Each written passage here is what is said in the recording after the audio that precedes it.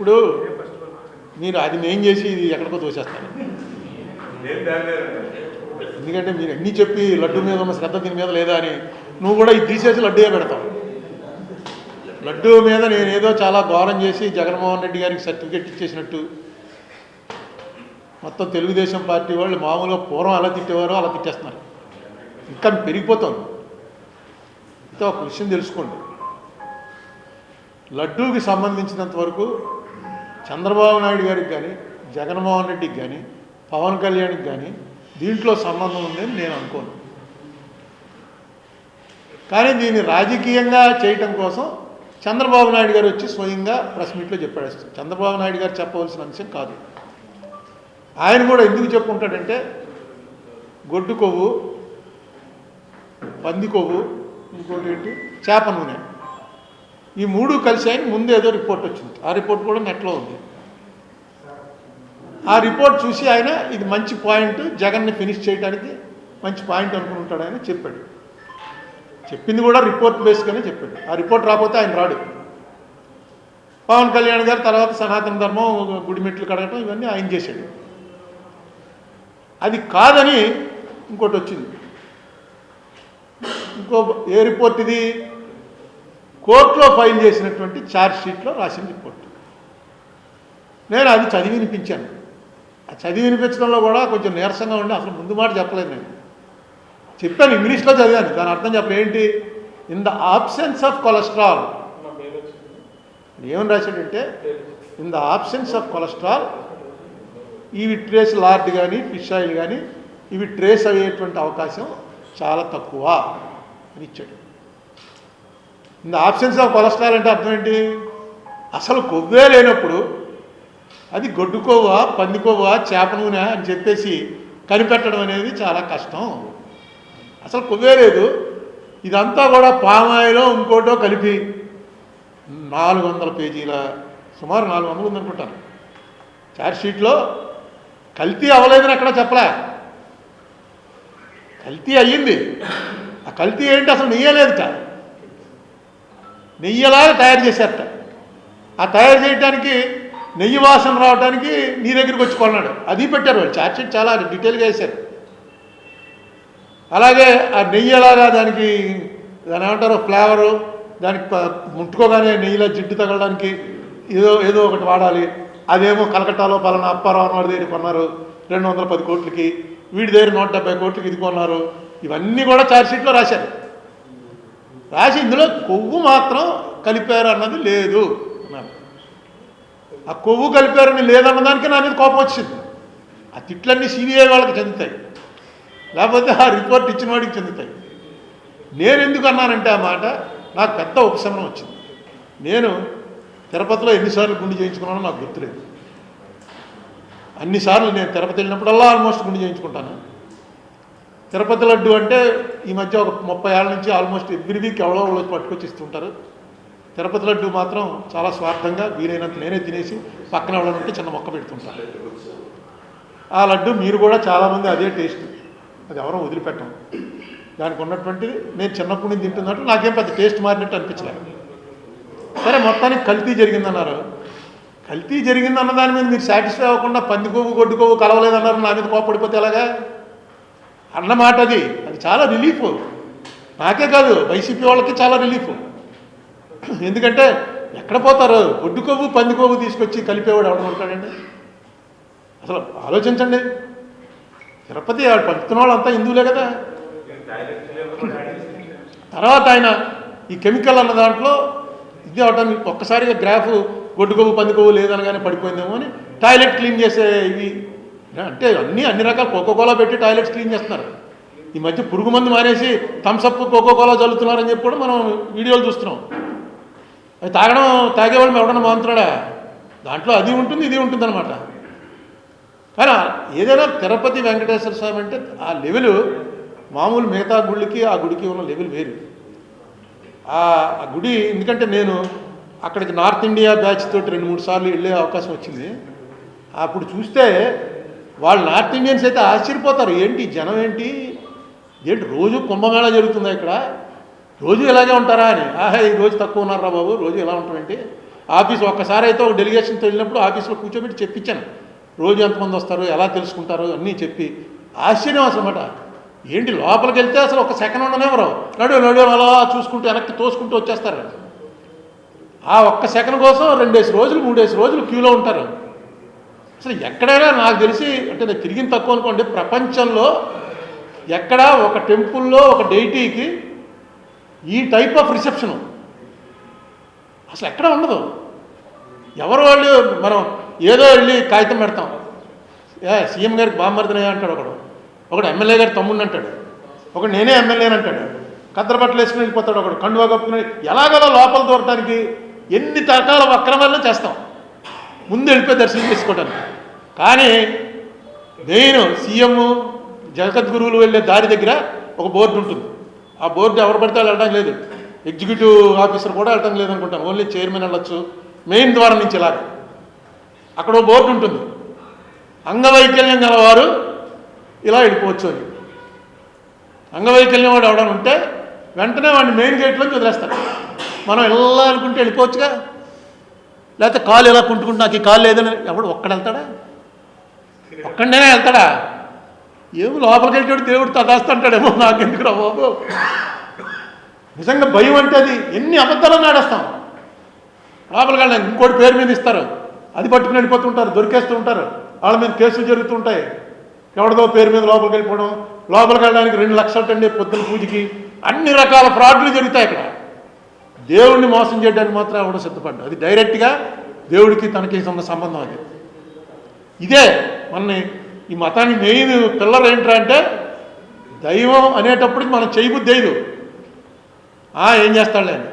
నేను ఇంకోసారి ఆశ్చర్యపోయాను, గురుదాస్ గుప్తా కమ్యూనిస్టు, రోజు వాళ్ళు భౌతికవాదం, వాళ్ళు దేవుణ్ణి నమ్మరు. ఆయనతో పాటు నారాయణ గారు, ఇంకో కమ్యూనిస్ట్ లీడర్ రావడం, ఆయన పెద్ద లీడర్, వాళ్ళు ఏవో మీటింగ్లు అవుతున్నాయి కింద పైన కనిపించారు నాకు.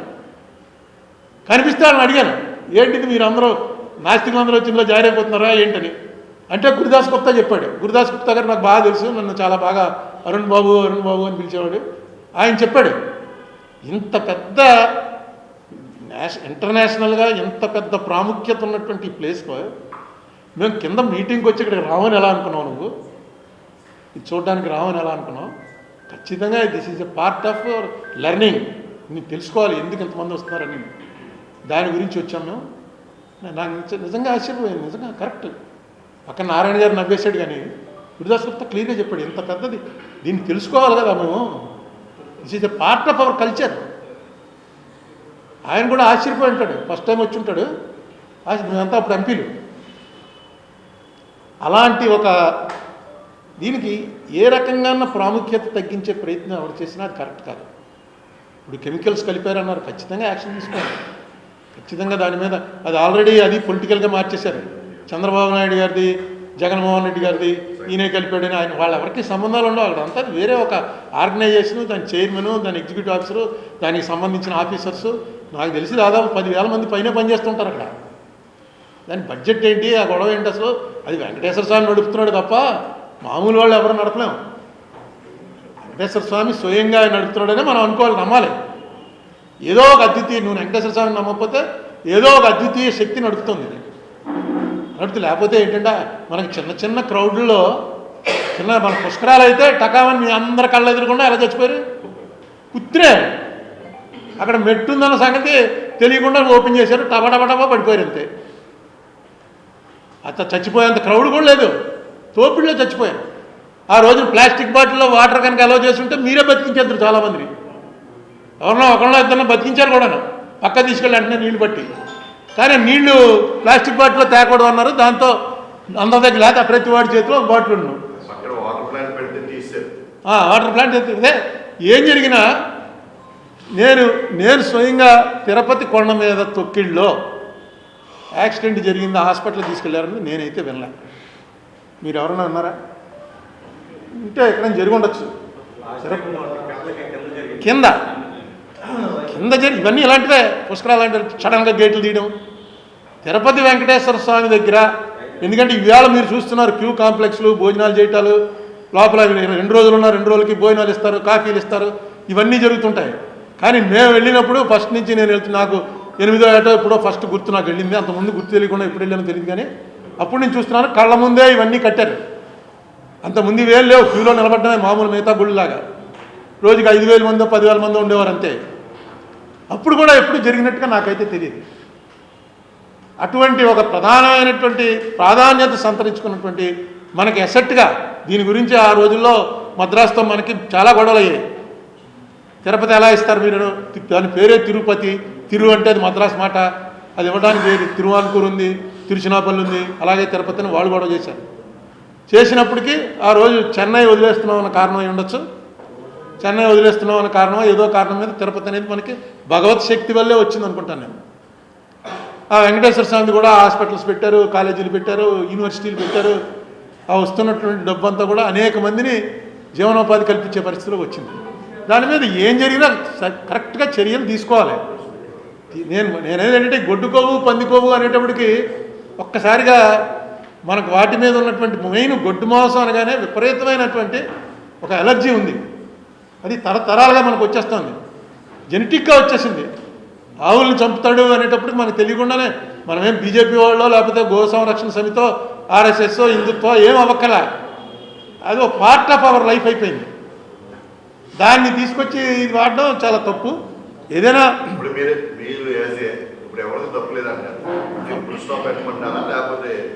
ఎవరిది తప్పు లేదని నేను అనలేదండి. చంద్రబాబు నాయుడు గారితో జగన్దో పవన్ కళ్యాణ్ వీళ్ళెవరో చేశారంటే అది కరెక్ట్ కాదు, అది పొలిటికల్ చేసేస్తారు. పొలిటికల్గా చేసిన ఏ కేసులో కూడా ఎవరికి శిక్షలు పడవు, కేసు నడవదు.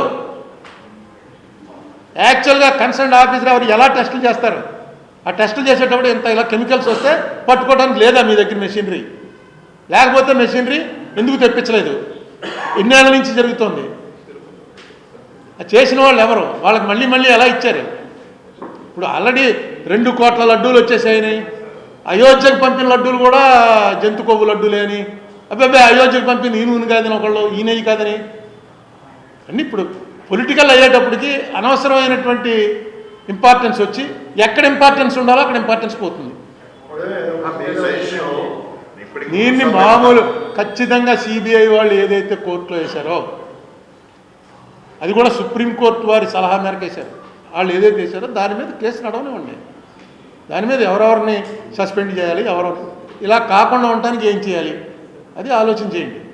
దీని పాలిటిక్స్ పక్కన పెట్టి అక్కడ ఒక కమిటీ ఉంది, ఆ చైర్మన్ ఉన్నాడు, ఎక్స్పర్ట్లు ఉన్నారు, వీళ్ళందరూ. ఇప్పుడు ఆయన ఎవడో అనిల్ సింఘాల్ని ఎరేసారన్నారు, పేపర్లో చూసిందే, నాకు తెలియదు. అనిల్ సింఘాల్ని ఇక్కడి నుంచి వెళ్ళిపోయిన తర్వాత, నేను ఎంపీ అయిపోయిన తర్వాత మళ్ళీ ఎప్పుడు టచ్లో లేను. కానీ నాకు తెలిసి అనిల్ సింఘాల్ అనేవాడు దైవభక్తుడు, కరప్ట్ అని ఎప్పుడు వినలేదు. మన కలెక్టర్ చేశాడు, కలెక్టర్ చేసినప్పుడు కూడా మంచి పేరుతోనే వెళ్ళాడు, చెడ్డ పేరుతో వెళ్ళలేదు. మరి అనిల్ సింఘాల్ అంటే ఎవరో ఒక ఆఫీసర్ని బలయ్యారు కాబట్టి ఈయన వేసారు అన్నట్టుగా పేపర్లో, కొన్ని పేపర్లు ఎలా వస్తున్నాయి, కొన్ని పేపర్లు ఎలా వస్తున్నాయి మనకు అర్థం అవట్లేదు. ఏ పేపర్ చదవాలో ఏ పేపర్ నమ్మాలో తెలియని పరిస్థితిలో ఉంది ఈ పార్టీ పేపర్లో, ఆ పార్టీ పేపర్లో. బట్ ఇవన్నీ కూడా కరెక్ట్గా జరగాలి అంటే పొలిటికల్ ఇంటర్ఫీరెన్స్ తప్పించి అలాగా CBI already take over. CBI మీద నాకు ఇప్పటికీ కూడా నమ్మకం ఉంది. ఎందుకంటే ఆ సిస్టంలోకి ఇప్పటివరకు సిస్టమ్ని మిస్యూజ్ చేస్తున్నారు. కానీ అంటే పెట్టనవసరం లేని వాళ్ళ మీద కేసులు పెట్టడం అలాంటి వాటి మీద మిస్యూజ్ చేస్తున్నారు. కానీ ఆ మిస్యూజ్ చేయబడినటువంటి కేసుల్లో కన్విక్షన్ వచ్చినట్టుగా నేను ఇప్పటివరకు విన్నా. మిస్యూజ్ చేసి వీడిని లోపల పెట్టి అల్లరి చేయడానికే తప్ప, ఇప్పుడు అంబటి రాంబాబు కేసు ఉంది, అంబటి రాంబాబు కేసే కాదు, దాంట్లో బూతులు తిట్టాడని చెప్పి తీసుకెళ్లి జైల్లో పెట్టడం అనేది నేను వినలేదు. బూతులు తిడితే దానికి క్రిమినల్ డెఫినేషన్ వేయచ్చు, 4 వాయిదాలు నడిపి 4 వాయిదాల తర్వాత శిక్షించవచ్చు. నీకు వెళ్ళు ఈ కోర్టు లేచే వరకు నిన్ను నిలబెట్టి ఉంచండి, తన్ని తప్పుగా మాట్లాడాడు అలాంటివి అనొచ్చు. కానీ డైరెక్ట్గా మా ఇది సీఎం గారి తల్లిని అన్నాడు, ఇలా అన్నాడు, అందుకని చేశామని వాళ్ళే చెప్పేస్తున్నారు. మనకు ఉన్నటువంటి చట్టం ప్రకారం ఎంత పెద్దవాడైనా, ఎంత అంబానీ గారి తల్లి అయినా, మా తల్లి అయినా, మీ తల్లి అయినా ఒకటే status in the eyes of the law. డైరెక్ట్గా అలా చెప్తున్నారో నాకు అర్థం అవట్లేదు. ఇది వెంజెన్స్ పాలిటిక్స్. ఆయన వాడాడు ఎన్ని, చంద్రబాబు నాయుడిని జైల్లో పెట్టినప్పుడు సిద్ధార్థ లోదరావు వచ్చి 1 పదం వాడాడు, రెజీమ్ రివెంజ్ అన్నాడు. జగన్మోహన్ రెడ్డి చేస్తున్నది రెజీమ్ రివెంజ్, అంటే అధికారంలోకి రాగానే వాళ్ళ కక్ష తీర్చుకుంటున్నారు, రెజీమ్ వచ్చింది కదా వాళ్ళు రివెంజ్ తీర్చుకుంటున్నారు. మరి ఇది కూడా అదేగా, ఇది రెజీమ్ రివెంజ్. మీరు అధికారంలో వచ్చారు, మీరు కక్ష తీర్చుకుంటున్నారు. దీనివల్ల జగన్కి ఏం జరిగింది? జగన్కి ఏమన్నా ప్లస్ అయిందా? మీకు అవదు. మీరు రివెంజ్ తీసుకున్నట్టుగా తెలిసిపోతుంటే ఇంకేంటి? మొన్న అయిపోయింది వచ్చేస్తున్నాడు రేపని చెప్పిన తర్వాత మొన్నాడు ఏదో ఎప్పుడో కేసు, ఇప్పుడు వీళ్ళు మొదలెట్టారు కేసులు పెట్టడం. పోలీస్ స్టేషన్కి వెళ్ళి ఒక ఎఫ్ఐఆర్ రాయించి ఆ ఎఫ్ఐఆర్ తీసుకున్నట్టు ఒకటి ఇవ్వండి అంటే ఇచ్చి తీరాలి పోలీస్ స్టేషన్లో. నన్ను పలానా అప్పారావు అనేవాడు బూతులు తిట్టాడు అని ఆ బూతులు మనసుకు వచ్చినవి రాసేయచ్చు, రాసిస్తారు. రేపు జగన్ గవర్నమెంట్ వచ్చాక ఇవి బయటికి తీస్తారు అన్నమాట. ఎలా తీస్తారా ఇవన్నీ కూడా ఇప్పుడు ఇచ్చినంటే మీరు తీశారుగా 23లో సంక్రాంతికి ఏదో లాటరీ టికెట్లు నడిపాడు అన్నది ఇప్పుడు తీశారుగా, మేము తీస్తూ ఉంటాం. అసలు గవర్నమెంట్ పరిపాలనలోకి వచ్చేది ఈ గొడవ కోసమా? పోనీ రెండు సిద్ధాంతాలు, ఒకళ్ళు కమ్యూనిస్టులు అండి, ఒకళ్ళు బీజేపీ అండి, ఈ సిద్ధాంతాల మీద పోరాటాలండి కొట్టుకుంటున్నారని అనడానికి లాస్ట్ మినిట్లో మీరు కేసులు ఇట్టిన వాళ్ళందరూ వచ్చి మీ పార్టీలో చేరిపోవచ్చు. ఈవేళ బూతులు తిట్టిన వాళ్ళందరూ వెళ్ళిపోయి ఆ పార్టీలో చేరిపోవచ్చు. అవి కూడా చూస్తున్నాం కదా. ఇది ఓన్లీ అధికారం కోసమే. ఎందుకు ఇలా చేస్తున్నారో, ఎందుకు ఈ లెవెల్కి వెళ్ళిపోతున్నారో నాకైతే అర్థం అవ్వట్లేదు. ఇప్పుడు మంచి పనులు నుంచి ఇప్పుడు మొన్న నేను నిజంగా చాలా హ్యాపీ ఫీల్ అయింది ఏంటంటే, మొన్న లోకేష్ ఇప్పటివరకు చేసిన వాటిలో చాలా మంచి పని ఏంటంటే, ఎవడో కోవా అమ్ముతున్నాడని వలి అని అతన్ని ఈ యూట్యూబర్స్ అనుకుంటాను, యూట్యూబ్ ఛానల్స్ ఎవరు వెళ్ళి గొడవ చేశారు. ఆ గొడవ చేసింది ఎక్కడో ఇది వచ్చింది, నేను చూడలేదు అసలు. ఈయన వల్లీతోటి నేను అతని దగ్గరికి వెళ్ళేది ఏదో తింటాను అని ఇచ్చాడు. బీజేపీతో ఎలియన్స్లో ఉండి ఆ మాట అన్నాడు. డెఫినెట్గా అది అలాంటి 10 మంది అనాలి. ఎందుకంటే వాడిని కార్నర్ చేసి వాడిని అల్లరి చేసి ఇలాంటి చాలా చోట్ల జరుగుతున్నాయి. సమ్మక్క సారక్క దాంట్లో జరిగింది. అది నేను చూడలేదు యాక్చువల్గా. ఈయన అన్నాడన్నది చూసి అప్పుడు ఎత్తికాను ఏంటో ఏం జరిగింది అని. ఇలాంటివి అహ్మదాబాద్ దగ్గర అయితే డైరెక్ట్గా ఆ హైవే మీద ముస్లిం హోటల్స్ ఉన్నాయట. ఈ బస్సులో ఆపి బస్సులోకి దిగుతారు. కొన్ని హోటల్స్ దగ్గర బోర్డు పెట్టేశారు, ఈ హోటల్లోకి వెళ్ళడానికి వెళ్ళేది అని. ఆ హోటల్ వాళ్ళంతా రోడ్డు మీద పడ్డారు. ఎప్పుడో 40, 50, 100 ఏళ్ళ నుంచి జరుగుతున్నవన్నీ కూడా మూసేయాలన్నారు. మొన్న ఇంకోటి చూశాను, ఈ లోకేష్ వెతుకుతుంటేనే అది కూడా దొరికింది. అక్కడెక్కడ ఉత్తరాఖండ్లో ఎక్కడో హర్యానా ఎవడో ముస్లిం దగ్గరికి వెళ్ళి నువ్వు కట్టే వెంటనే బాబా అన్న పేరు తీసేయన్నట్ట. బాబా టైలర్స్ అనుకుంటా. అంటే బాబా టైలర్స్ అని చెప్పి ఓ ముస్లిం ఉన్నాడు, టైలరింగ్ చేస్తున్నాడు. ఈ బాబా పేరు మాది, హిందూ పేరు ఇది, తీసేయన్నారు.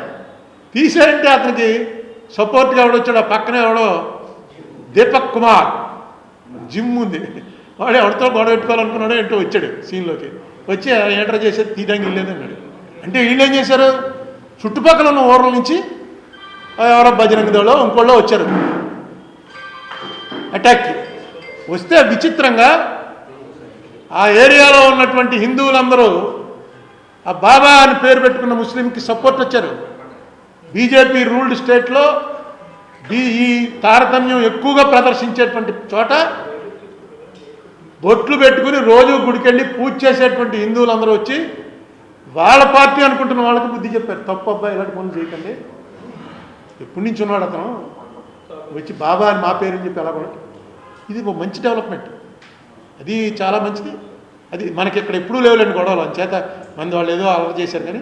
కానీ లోకేష్ చంద్రబాబు నాయుడు గారి కొడుకు అయ్యండి, ఒక ఇంపార్టెంట్ కాబోయే ముఖ్యమంత్రిగా ఫోకస్ అవుతున్నటువంటి వ్యక్తి ఈ మాట అనడం చాలా ధైర్యంగానే అన్నాడు. అలాంటి ఇవన్నీ కూడా ఏంటంటే సంఘంలో మంచి ఇది వస్తుంది. ఇంట్లో హిందూ ముస్లిం లేదు, తోటి మనిషి మనకు ప్రధానం. అలాగే వీటిలో వెంకటేశ్వర స్వామి విషయంలో కూడా కంట్రోల్ అవ్వండి. నన్ను ఎలా తిడుతున్నారు అనుకుంటున్నారు? నాకు ఎప్పుడో రామోజీరావు గారు గొడవ మొదలెట్టినప్పుడు అనుభవం, ఫోన్లు చేసి తిట్టేవారు. అప్పటికి వాట్సాప్లు అవి లేవు, ఈ యూట్యూబ్లు లేవు. ఇప్పుడు మళ్ళీ అది మొదలైంది. ఇప్పుడు ఫోన్ చేస్తే ఫోన్ చేసిన వాడి పేరు వీరు మొత్తం వచ్చేస్తున్నా ఏం వాళ్ళు సంశయించట్లేదు. వీడియో వెళ్ళి కంప్లైంట్ ఇస్తాడేమో, నేను కంప్లైంట్ ఇచ్చినా మన ఎవడో చేసేది. అయితే నాకు చెప్పానుగా మీకు ఇంతకుముందు, నాకు ఆ సనాతన ధర్మంలో ఒక మంత్రం చాలా నచ్చింది. అది ఆ మంత్రం ప్రకారం మన ఎవడన్నా తిడితే వాడి పుణ్యం అంతా మనకు వచ్చేస్తుంది, మన పాపం అంతా వాడికి వెళ్ళిపోతుంది.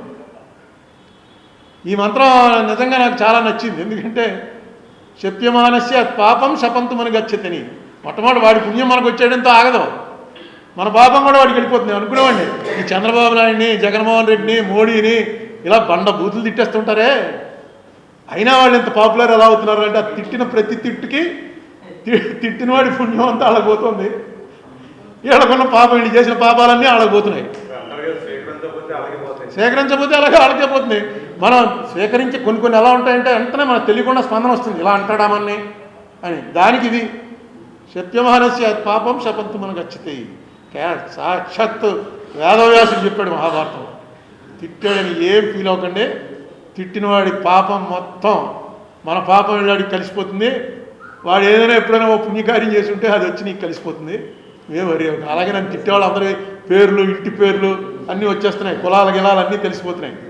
రాసుకుంటున్నాను ఎవరెవరో ఎప్పుడెప్పుడు అలా తిట్టాడని. ఎందుకంటే ఇది ఫుల్ అయిపోతుంటుంది కదా ఫోను, మళ్ళీ డిలీట్ చేసేస్తుండాలి కాబట్టి అన్నీ రాసుకుంటున్నాయి. ఎందుకంటే ఇంత వాళ్ళంతా వాళ్ళకి పెద్ద పెద్దవాళ్ళు, పెద్ద పెద్ద ఇంటి పేర్లు, పెద్ద పెద్ద లక్షలు కోట్లు ఉన్నవాళ్ళు, వీళ్ళు ఇంత టైం వెచ్చించి నన్ను తిట్టడానికో నా మీద మెసేజ్ పెట్టడానికో పెట్టారు.